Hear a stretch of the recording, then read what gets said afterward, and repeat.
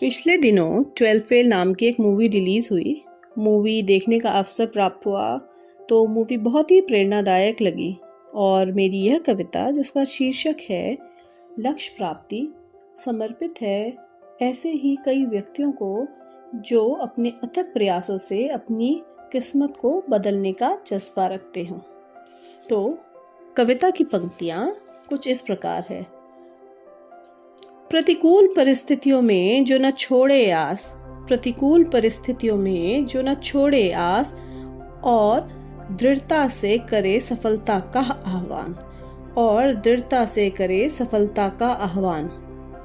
क्योंकि जब मिले उच्च ऊष्मा और दाब, क्योंकि जब मिले उच्च ऊष्मा और दाब, तभी है मिलती एक कोयले को हीरे की पहचान, तभी है मिलती कोयले को हीरे की पहचान।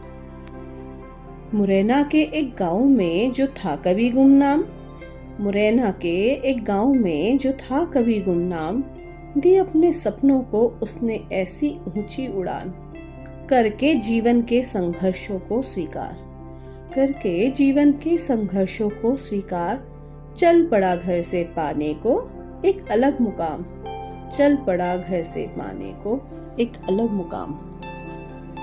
जब कदम बढ़ाए तो हर एक कदम की अहमियत को जाना, जब कलम उठाई तो कलम से लिखे हर एक शब्द की ताकत को माना। चुनौतियों को गुरु समान स्वीकारा, चुनौतियों को गुरु समान स्वीकारा, कर्म और किस्मत की जंग, कर्म और किस्मत की जंग में सिमटा था नजारा।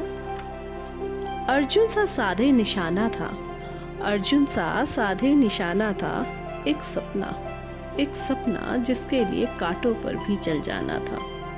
न खाने पीने और ना ही रहने का ठिकाना था, न खाने पीने और न ही रहने का ठिकाना था। बस एक लक्ष्य जिसकी प्राप्ति के लिए सब कुछ लुटाना था, जिसकी प्राप्ति के लिए सब कुछ लुटाना था। दिन में दिहाड़ी मजदूरी, रात्रि में पुस्तक और घड़ी की धूरी, रात्रि में पुस्तक और घड़ी की धूरी। आटे की चक्की में पिसता वह शरीर, आटे की चक्की में पिसता वह शरीर, मानो हर क्षण परीक्षा देता वह गंभीर, मानो हर क्षण परीक्षा देता वह गंभीर।